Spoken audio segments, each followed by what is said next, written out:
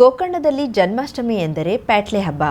ಧಾರ್ಮಿಕ ಕಾರ್ಯಕ್ರಮಗಳ ಜೊತೆಗೆ ಬಾಲಕೃಷ್ಣನ ತುಂಟಾಟ ನೆನಪಿಸುವ ಮಕ್ಕಳ ಪ್ಯಾಟ್ಲೆ ಹೊಡೆತ ತಿಂದು ದೇವರ ದರ್ಶನಕ್ಕೆ ಸಾಗುವುದು ಸರ್ವೇ ಸಾಮಾನ್ಯವಾಗಿತ್ತು.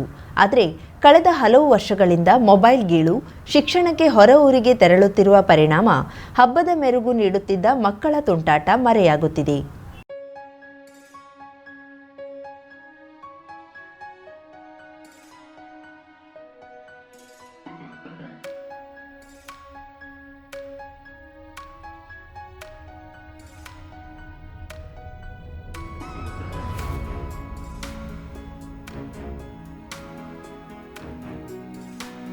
ಈ ಹಿಂದೆ ಕೃಷ್ಣ ಜನ್ಮಾಷ್ಟಮಿಯಂದು ರಥಬೀದಿ, ಕೋಟಿತೀರ್ಥ ಮಾರ್ಗ ಸೇರಿದಂತೆ ಎಲ್ಲೆಡೆ ಮಕ್ಕಳು ಯುದ್ಧಕ್ಕೆ ನಿಂತಿರುವಂತೆ ಪಿಸ್ತೂಲ್ ಮಾದರಿಯ ಬಿದಿರಿ ಫ್ಯಾಟ್ಲಾಂಡೆ ಹಿಡಿದು ನಿಲ್ಲುತ್ತಿದ್ರು. ಇಲ್ಲಿ ಸಾಗುವ ಪ್ರತಿಯೊಬ್ಬನಿಗೂ ಇವರ ಪೆಟ್ಟು ಬೀಳುತ್ತಿತ್ತು.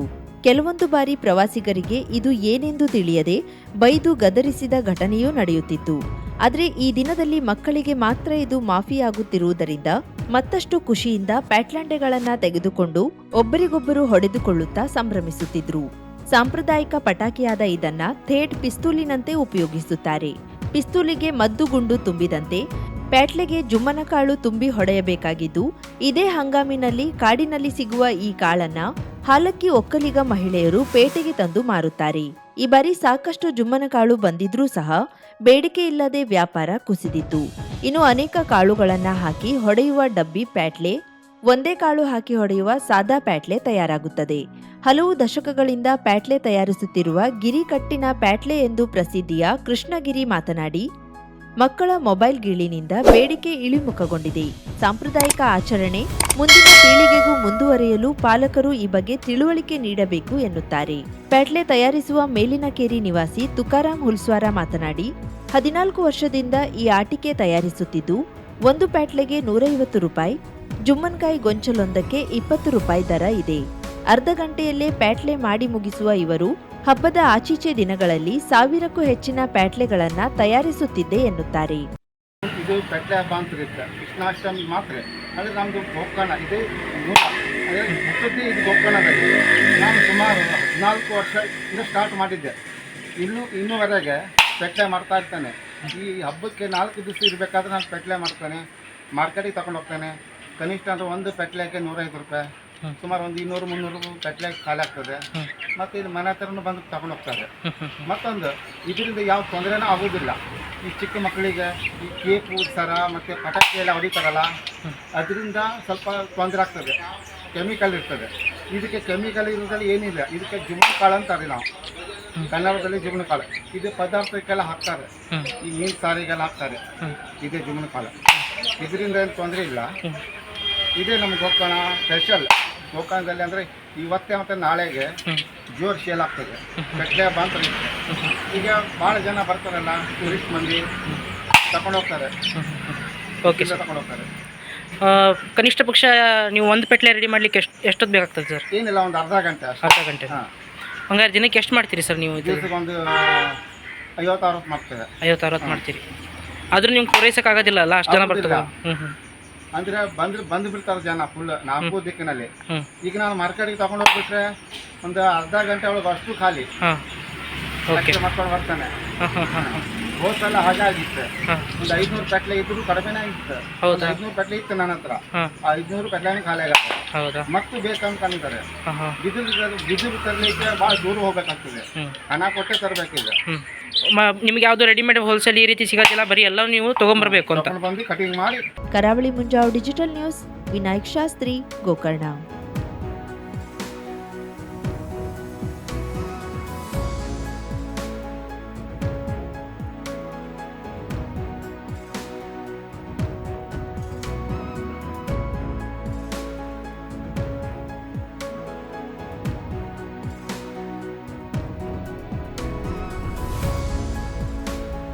ಅಂಕೋಲ ಪುರಸಭೆಯ ವ್ಯಾಪ್ತಿಯಲ್ಲಿನ 2017-18ನೇ ಸಾಲಿನಿಂದ ವಸತಿ ಯೋಜನೆಯಡಿ ಮನೆಗಳನ್ನು ನಿರ್ಮಿಸಿಕೊಂಡ ಫಲಾನುಭವಿಗಳು ಪೂರ್ತಿ ಹಣವನ್ನು ಬಿಡುಗಡೆ ಮಾಡುವಂತೆ ಒತ್ತಾಯಿಸಿ ಪುರಸಭೆಯ ಮುಖ್ಯಾಧಿಕಾರಿಗಳಿಗೆ ಮನವಿ ಸಲ್ಲಿಸಿದರು. ಕೆಲವರು ಈಗಾಗಲೇ ಅರ್ಧ ಮನೆಗಳನ್ನು ಕಟ್ಟಿಕೊಂಡಿದ್ದು ನಯಾ ಪೈಸೆಯೂ ಬಂದಿಲ್ಲ. ಕೆಲವರು ಪೂರ್ತಿ ಮನೆ ಕಟ್ಟಿಕೊಂಡಿದ್ದಾರೆ. ಈಗ ಪುರಸಭೆಯ ಅಧಿಕಾರಿಗಳಿಗೆ ಕೇಳಿದ್ರೆ ಕೇವಲ 1.5 ಲಕ್ಷ ರೂಪಾಯಿ ಮಾತ್ರ ಎನ್ನುತ್ತಿದ್ದಾರೆ. 2017ಕ್ಕಿಂತ ಪೂರ್ವದಲ್ಲಿ ವಸತಿ ಯೋಜನೆಯಡಿ 2.75 ಲಕ್ಷ ರೂಪಾಯಿ ನೀಡಿರುವಾಗ ನಮಗೇಕೆ ಈ ತಾರತಮ್ಯ?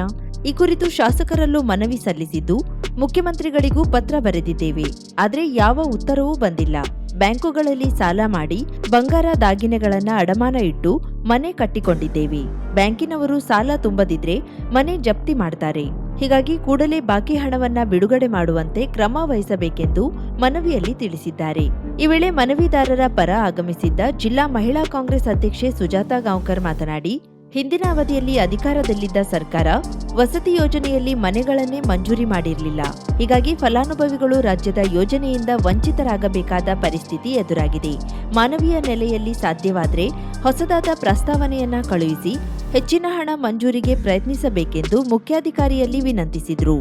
ಪುರಸಭೆಯ ಮುಖ್ಯಾಧಿಕಾರಿ ಎಚ್ ಅಕ್ಷತಾ ಮನವಿಯನ್ನ ಸ್ವೀಕರಿಸಿ 2017-18ನೇ ಸಾಲಿನಲ್ಲಿ ಕೇಂದ್ರದ ವಸತಿ ಯೋಜನೆಯಲ್ಲಿ ಮಾತ್ರ ಮನೆ ಮಂಜೂರಾಗಿದ್ದು, ಕೇಂದ್ರದ ಹಣ ಮಾತ್ರ ಜಮಾ ಆಗಿದೆ. ಪುರಸಭೆ ವತಿಯಿಂದ ಮಾಹಿತಿಯ ಕೊರತೆಯಿಂದ ಇಂತಹ ಸಮಸ್ಯೆ ಎದುರಾಗಬಹುದು. ಮುಂದಿನ ದಿನದಲ್ಲಿ ಫಲಾನುಭವಿಗಳಿಗೆ ಸೂಕ್ತ ಮಾಹಿತಿ ಮತ್ತು ವರ್ಕ್ ಆರ್ಡರ್ ನೀಡುವ ಬಗ್ಗೆ ಕ್ರಮ ವಹಿಸಲಾಗುವುದು ಎಂದರು. ಪುರಸಭೆಯ ಸದಸ್ಯ ಕಾರ್ತಿಕ್ ನಾಯ್ಕ್, ಪ್ರಕಾಶ್ ಗೌಡ ಉಪಸ್ಥಿತರಿದ್ದರು. ಈ ಸಂದರ್ಭದಲ್ಲಿ ಫಲಾನುಭವಿಗಳಾದ ಲಕ್ಷ್ಮೀ ಗುರುಗೌಡ, ಗಣಪತಿ ಬೀರಾಗೌಡ, ಗಂಗೆ ಸುಕ್ರುಗೌಡ, ಅಶೋಕ್ ಬೊಮ್ಮುಗೌಡ, ರೋಹಿಣಿ ಉದಯಗೌಡ, ಉಮಾ ಮೀರಾ ನಾಯ್ಕ್, ಮಾರುತಿ ನಾಯ್ಕ್, ಉದಯ ಹೊನ್ನಪ್ಪ ಗೌಡ, ದತ್ತುಗೌಡ, ಭವಾನಿ ಸಿಗೌಡ, ಲಕ್ಷ್ಮೀ ಮಂಗೂಗೌಡ, ಸೋಮಿ ಬೊಮ್ಮುಗೌಡ, ಸುಮಿತ್ರಾ ದಾಮೋದರ್ ಗೌಡ, ಸುಧಾ ದಿಗಂಬರ್ ಗೌಡ, ಶಶಿಕಲಾ ಬಾಬುಗೌಡ ಇದ್ದರು. ಕರಾವಳಿ ಮುಂಜಾವು ಡಿಜಿಟಲ್ ನ್ಯೂಸ್, ಸುಭಾಷ್ ಕಾರೆಬೈಲ್, ಅಂಕೋಲಾ.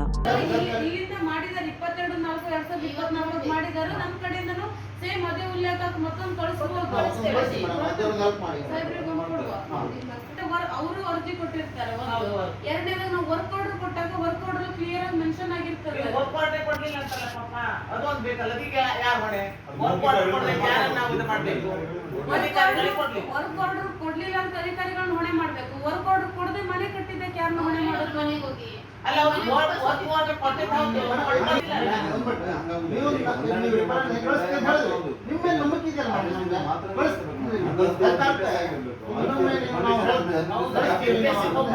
ನಿಮ್ಮ ಮಾಹಿತಿ ಪ್ರಕಾರ ಇವರು ಕಳಿಸಿದ್ದಾರೆ. ಹಿಂದೇನಾಗಿತ್ತು ಗೊತ್ತಿಲ್ಲ. 22/4/2024 ನಿಮಗೆ ಏನ್ ಮಾತು ಕೊಟ್ರಲ್ಲ ಅದೇ ರೀತಿ ಕಳಿಸ್ತಾರೆ ಗವರ್ನಮೆಂಟ್ ಲೆವೆಲ್ಗೆ. ಬಟ್ ಅಲ್ಲಿಂದ ಆಗಿಲ್ಲ. ಸರ್ಕಾರ ಸುಪ್ರೀಂ ಕೋರ್ಟ್ ಆದೇಶದಂತೆ 2011ರಿಂದ ನಿವೃತ್ತಿ ಹೊಂದಿದ ಅಂಗನವಾಡಿ ಕಾರ್ಯಕರ್ತೆಯರು ಹಾಗೂ ಸಹಾಯಕಿಯರಿಗೆ ನಿವೃತ್ತಿ ಉಪಧನ ನೀಡಬೇಕೆಂದು ನಿವೃತ್ತಿ ಅಂಗನವಾಡಿ ನೌಕರೆ ಹೋರಾಟಗಾರ್ತಿ ಅನಿತಾ ಶೇಟ್ ಒತ್ತಾಯಿಸಿದರು. ಮಂಗಳವಾರ ಕಾರವಾರ ನಗರದ ಜಿಲ್ಲಾ ಪತ್ರಿಕಾ ಭವನದಲ್ಲಿ ಸುದ್ದಿಗೋಷ್ಠಿ ನಡೆಸಿ ಮಾತನಾಡಿದ ಅವರು, ಸುಪ್ರೀಂ ಕೋರ್ಟ್ 2011ರಿಂದ ನಿವೃತ್ತರಾದ ಅಂಗನವಾಡಿ ಕಾರ್ಯಕರ್ತೆಯರು ಸಹಾಯಕರಿಗೆ ಪಿಂಚಣಿ ನೀಡಲು ಆದೇಶಿಸಿದೆ. ಆದರೆ ಇದನ್ನು ರಾಜ್ಯ ಸರ್ಕಾರ 2023 ಏಪ್ರಿಲ್ನಿಂದ ಅನ್ವಯಿಸಿದೆ. ಇದರಿಂದ 2011ರಿಂದ ಇಲ್ಲಿಯವರೆಗೆ ಸುಮಾರು 12 ವರ್ಷದೊಳಗೆ ನಿವೃತ್ತಿ ಹೊಂದಿದ ಅಂಗನವಾಡಿ ನೌಕರರು ಪಿಂಚಣಿ ಸಹಾಯಧನದಿಂದ ಹೊರತಾಗುತ್ತಾರೆ. ನಿವೃತ್ತ ಕಾರ್ಯಕರ್ತೆಯರು 140 ರೂಪಾಯಿ ಹಾಗೂ ಸಹಾಯಕಿಯರು 40 ರೂಪಾಯಿ ಗೌರವಧನದಲ್ಲಿ ಕರ್ತವ್ಯ ನಿರ್ವಹಿಸಿದ್ದಾರೆ. ಈಗಿನ ಅಂಗನವಾಡಿ ನೌಕರರಿಗೆ 10 ರಿಂದ 15 ಸಾವಿರ ಸಂಬಳದ ಜೊತೆಗೆ ನಿವೃತ್ತಿ ವೇತನವೂ ಇದೆ. ಆದರೆ 2011ರಿಂದ 22ರ ಒಳಗೆ ನಿವೃತ್ತರಾದವರು ಏನು ಮಾಡಬೇಕು ಎಂದು ಆತಂಕ ವ್ಯಕ್ತಪಡಿಸಿದರು. ಸುಪ್ರೀಂ ಆದೇಶದಂತೆ ನೆರೆಯ ಕೇರಳ, ಒರಿಸ್ಸಾದಲ್ಲಿ ಪಿಂಚಣಿ ನೀಡಲಾಗುತ್ತಿದೆ. ಕರ್ನಾಟಕದಲ್ಲಿ ಮಾತ್ರ ನೀಡಲು ಹಿಂದೇಟು ಹಾಕುತ್ತಿದ್ದಾರೆ.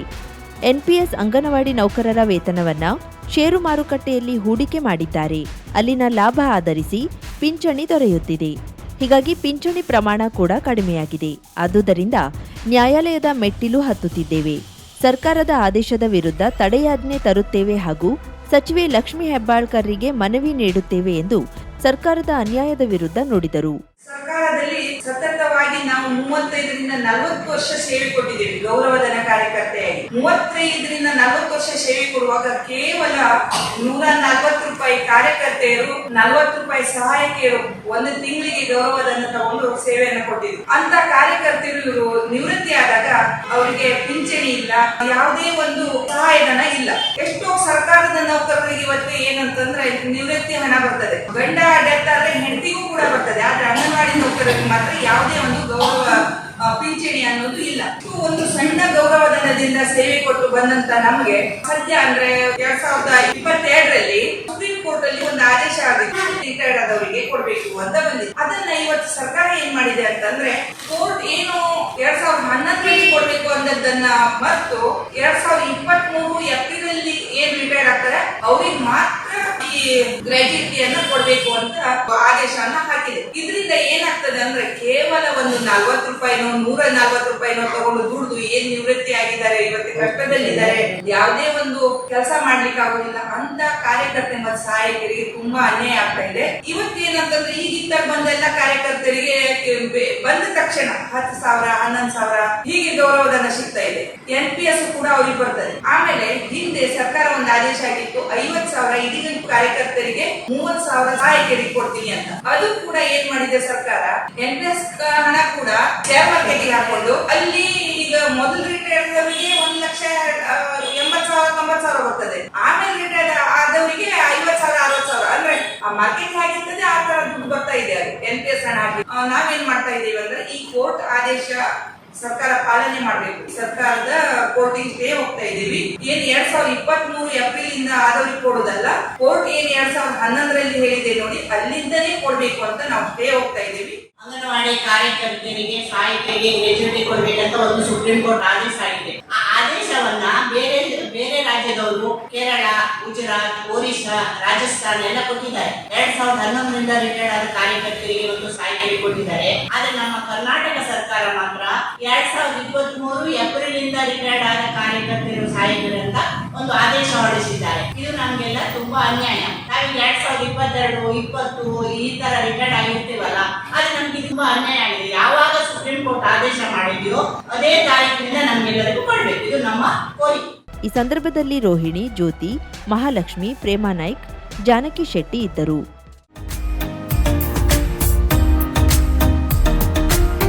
ಮಿಲನ್ ಎಂಟರ್ಪ್ರೈಸಸ್ ಬೃಹತ್ ಎಲೆಕ್ಟ್ರಾನಿಕ್ ಹಾಗೂ ಫರ್ನಿಚರ್ ಮಳಿಗೆ. ಉತ್ತರ ಕನ್ನಡ ಜಿಲ್ಲೆಯಲ್ಲೇ ಅತಿ ಹೆಚ್ಚು ಮಳಿಗೆಗಳನ್ನ ಹೊಂದಿರುವ, ಅತಿ ಹೆಚ್ಚು ಸಂತೃಪ್ತ ಗ್ರಾಹಕರನ್ನ ಹೊಂದಿರುವ ಮೂಲಕ ಹೆಗ್ಗಳಿಕೆಗೆ ಪಾತ್ರವಾಗಿರುವ ಏಕೈಕ ಸಂಸ್ಥೆ ಮಿಲನ್ ಎಂಟರ್ಪ್ರೈಸಸ್. ನಮ್ಮ ಮಳಿಗೆಗಳಲ್ಲಿ ಪ್ರಸಿದ್ಧ ಕಂಪನಿಗಳ electronic refrigerator, washing machine, LED TV, ಎಸಿಗಳು ಲಭ್ಯ. ಭಾರತದ ಕರಾವಳಿ ಹವಾಮಾನಕ್ಕೆ ಹೊಂದಿಕೊಳ್ಳುವ ನಂಬರ್ 1 ಬ್ರ್ಯಾಂಡ್ ಆದ ಗೋದ್ರೇಜ್ ಕಂಪನಿಯ ಕಪಾಟು, ಆಫೀಸ್ ಟೇಬಲ್, ಆಫೀಸ್ ಚೇರ್, ಬ್ಯಾಂಕ್ಗಳಿಗೆ ಹಾಗೂ ಚಿನ್ನದ ಅಂಗಡಿಗಳಿಗೆ ಬೇಕಾಗುವ ಸೇಫ್ ಲಾಕರ್ಗಳು ಅತಿ ಕಡಿಮೆ ಬೆಲೆಯಲ್ಲಿ ಲಭ್ಯವಿದೆ. Teak wood sofa set, wooden dining table ಹಾಗೂ ಗ್ರಾಹಕರಿಗೆ ಬೇಕಾಗುವ ಅಳತೆಯಲ್ಲಿ ನಿಮ್ಮ ಮನೆಗೆ ಹೊಂದಿಕೊಳ್ಳುವ ಹಾಗೆ ಫರ್ನಿಚರ್ಗಳನ್ನ ಮಾಡಿಕೊಡಲಾಗುವುದು. ಕಸ್ಟಮೈಸ್ಡ್ ಕಿಚನ್, ವಾರ್ಡ್ರೋಬ್ಗಳನ್ನ ಅತಿ ಹೆಚ್ಚು ವರ್ಷಗಳ ಕಾಲ ಬಾಳಿಕೆ ಬರುವ ಹಾಗೆ ವಾರಂಟಿಯೊಂದಿಗೆ ಮಾಡಿಕೊಡಲಾಗುವುದು. ನಮ್ಮಲ್ಲಿ ಡ್ಯೂರಾಫ್ಲೆಕ್ಸ್, ಗೋದ್ರೇಜ್ ಕಂಪನಿಯ memory foam mattress, orthopaedic mattress, spring ಮ್ಯಾಟ್ರೆಸ್ಗಳು ಕಡಿಮೆ ಬೆಲೆಯಲ್ಲಿ ಲಭ್ಯ. ವಿವಿಧ ಕಂಪನಿಗಳ ನವೀನ ಮಾದರಿಯ ಮಿಕ್ಸರ್, ಗ್ರೈಂಡರ್, ಫ್ಯಾನ್, ಕುಕ್ಕರ್, ತವಾ, ಫ್ಲಾಸ್ಕ್, ಮೈಕ್ರೋ ಓವೆನ್ಗಳು ಲಭ್ಯವಿದೆ. 0% ಬಡ್ಡಿಯೊಂದಿಗೆ ಸ್ಥಳದಲ್ಲಿಯೇ ಬಜಾಜ್ ಫೈನಾನ್ಸ್ ನಿಂದ ಸಾಲ ಸೌಲಭ್ಯವಿದೆ. ಮಿಲನ್ ಎಂಟರ್ಪ್ರೈಸಸ್ ನಲ್ಲಿ ಖರೀದಿ ಮಾಡುವ ಗ್ರಾಹಕರಿಗೆ ಡಿಸ್ಕೌಂಟ್ ಮತ್ತು ಗಿಫ್ಟ್ ಜೊತೆಗೆ ಪ್ರತಿ 2,000 ರೂಪಾಯಿಗಳ ಖರೀದಿಗೆ ಒಂದು ಬಂಪರ್ ಲಕ್ಕಿ ಡ್ರಾ ಕೂಪನ್ ನೀಡಲಾಗುವುದು. ಈ ಲಕ್ಕಿ ಡ್ರಾನಲ್ಲಿ 7 ಲಕ್ಷದವರೆಗೆ ಬಹುಮಾನ ಗೆಲ್ಲುವ ಅವಕಾಶ ನಿಮ್ಮದಾಗಿರುತ್ತದೆ. ಲಕ್ಕಿ ಡ್ರಾದಲ್ಲಿ 1 ಕಾರ್, 2 ಬೈಕ್ ಮತ್ತು ರೆಫ್ರಿಜರೇಟರ್, ವಾಷಿಂಗ್ ಮಷೀನ್ ಸೇರಿದಂತೆ 30 ಲಕ್ಕಿ ಗ್ರಾಹಕರಿಗೆ ಬಹುಮಾನ ಗೆಲ್ಲುವ ಅವಕಾಶ. ಗ್ರಾಹಕರ ಸಂತೃಪ್ತಿಗೆ ನಮ್ಮ ಮೊದಲ ಆದ್ಯತೆ ಎನ್ನುವುದು ಮಿಲನ್ ಎಂಟರ್ಪ್ರೈಸಸ್ ನ ವಾಕ್ಯ. ಉತ್ತರ ಕನ್ನಡ ಜಿಲ್ಲೆಯ ನಮ್ಮ ಶೋರೂಮ್ಗಳಾದ old Mahalakshmi super market, Mulla stop ಹತ್ತಿರ, ಕಾಜುಬಾಗ್, ಕಾರವಾರ, ಅಗ್ರಿಕಲ್ಚರ್ ಆಫೀಸ್ ಎದುರುಗಡೆ, ಮಾಸ್ತಿಕಟ್ಟೆ ರೋಡ್, ಹೊನ್ನಾವರ, ಸೀಮಾ ಕಾಂಪ್ಲೆಕ್ಸ್ ಹತ್ತಿರ, Moni Basti main road, Bhatkal, Indian bank ಎದುರು, CP Bazar road, Sirsi, JS building, JN road, Dandeli, KS building, Motikeri road, Haliyal. ಇಲ್ಲಿಗೆ ತಪ್ಪದೇ ಭೇಟಿ ನೀಡಿ ಸಂತೃಪ್ತರಾಗಿ.